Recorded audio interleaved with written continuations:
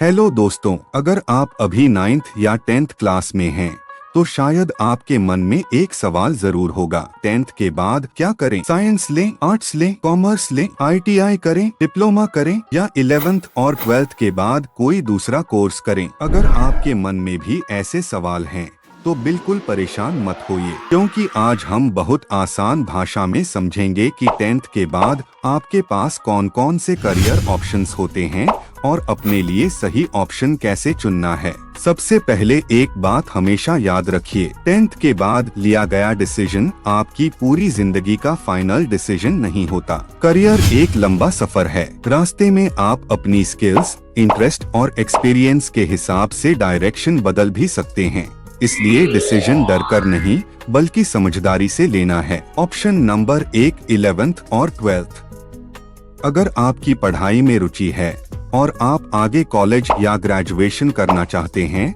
तो 10th के बाद 11th और 12th करना सबसे कॉमन रास्ता है। इसमें आमतौर पर 3 प्रमुख स्ट्रीम्स होती हैं, साइंस, कॉमर्स और आर्ट्स ह्यूमैनिटीज। साइंस, अगर आपको मैथमेटिक्स, फिजिक्स, केमिस्ट्री, बायोलॉजी जैसे सब्जेक्ट्स में इंटरेस्ट है और आप आगे इंजीनियरिंग, मेडिकल साइंस या दूसरे टेक्निकल फील्ड्स में जाना चाहते हैं तो साइंस आपके लिए अच्छा ऑप्शन हो सकता है। लेकिन सिर्फ इसलिए साइंस मत लेना कि लोग कहते हैं साइंस सबसे अच्छी स्ट्रीम है। नहीं, सबसे अच्छी स्ट्रीम वही है जो आपकी इंटरेस्ट और एबिलिटी के अनुसार सही हो। कॉमर्स, अगर आपको अकाउंट्स, बिजनेस, इकोनॉमिक्स, फाइनेंस या बैंकिंग जैसी चीजों में इंटरेस्ट है तो कॉमर्स एक अच्छा ऑप्शन हो सकता है। आगे चलकर आप CA, CS, CMA, BCom, banking, finance और कई दूसरे फील्ड्स में जा सकते हैं। आर्ट्स या ह्यूमैनिटीज, अगर आपको history, geography, political science, economics, languages या सोशल स्टडीज जैसे सब्जेक्ट्स पसंद हैं तो आर्ट्स भी एक बहुत अच्छा करियर ऑप्शन है। आर्ट्स लेने का मतलब यह बिल्कुल नहीं है कि करियर ऑप्शंस कम हो गए। आप आगे graduation, teaching, law, civil services, journalism, psychology और कई दूसरे क्षेत्रों में जा सकते हैं। Option number 2, ITI।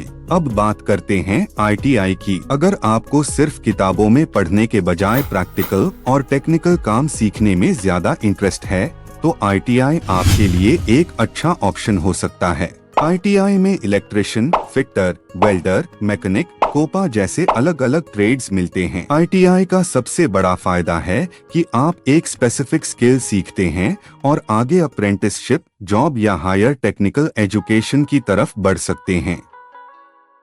लेकिन ITI चुनने से पहले यह जरूर देखिए कि आपके एरिया में कौन सा ट्रेड अवेलेबल है और उस ट्रेड में आपकी जेन्युइन इंटरेस्ट है या नहीं। Option number 3, polytechnic diploma. अगर आपका इंटरेस्ट इंजीनियरिंग और टेक्निकल फील्ड में है तो 10th के बाद पॉलिटेक्निक डिप्लोमा भी एक अच्छा रास्ता हो सकता है।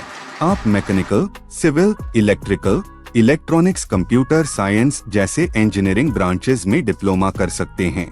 डिप्लोमा में आपको थ्योरी के साथ साथ प्रैक्टिकल और टेक्निकल नॉलेज भी मिलती है और आगे चलकर कई स्टूडेंट्स डिप्लोमा के बाद जॉब करते हैं, जबकि कुछ स्टूडेंट्स हायर स्टडीज के लिए भी जाते हैं। इसलिए अगर आपको मशीन्स, इंजीनियरिंग, टेक्नोलॉजी या प्रैक्टिकल वर्क पसंद है तो डिप्लोमा को जरूर कंसिडर कीजिए।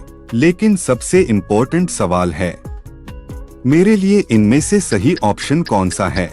इसका आंसर किसी दूसरे स्टूडेंट से कॉपी मत कीजिए। अपने आप से कुछ सवाल पूछिए। पहला, मुझे किस सब्जेक्ट को पढ़ने में सबसे ज्यादा इंटरेस्ट आता है? दूसरा, मैं थियोरेटिकल पढ़ाई में अच्छा हूँ या प्रैक्टिकल काम में ज्यादा इंटरेस्ट रखता हूँ? तीसरा, मैं आगे किस तरह का काम करना चाहता हूँ? और चौथा, क्या मैं यह रास्ता सिर्फ दूसरों के प्रेशर में चुन रहा हूँ? अगर इन सवालों के जवाब आपको समझ आने लगे तो करियर डिसीजन काफी आसान हो जाएगा। एक बहुत बड़ी गलती से बचिए। कई स्टूडेंट्स सिर्फ अपने दोस्तों को देखकर स्ट्रीम या कोर्स चुन लेते हैं। दोस्त साइंस ले रहा है तो मैं भी साइंस लूंगा। दोस्त ITI कर रहा है तो मैं भी ITI करूंगा। लेकिन याद रखिए, आपका करियर आपके दोस्त का करियर नहीं है। हर स्टूडेंट की एबिलिटी, इंटरेस्ट और सिचुएशन अलग होती है।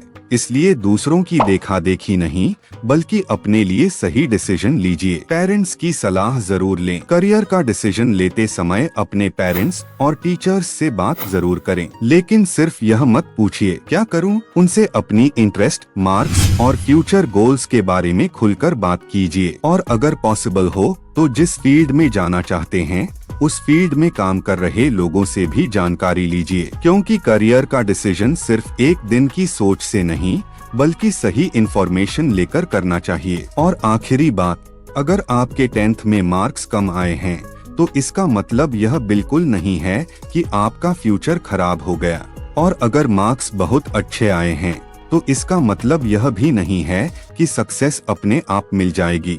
मार्क्स इम्पोर्टेंट हैं, लेकिन स्किल्स, डिसिप्लिन, मेहनत और सही डायरेक्शन भी उतनी ही इम्पोर्टेंट हैं। इसलिए 10th के बाद कोई भी रास्ता चुने, उसे अच्छे से सीखिए, प्रैक्टिकल स्किल्स डेवलप कीजिए और लगातार खुद को इम्प्रूव करते रहिए, क्योंकि आज की दुनिया में सिर्फ सर्टिफिकेट नहीं, knowledge plus skill plus attitude भी बहुत मायने रखते हैं।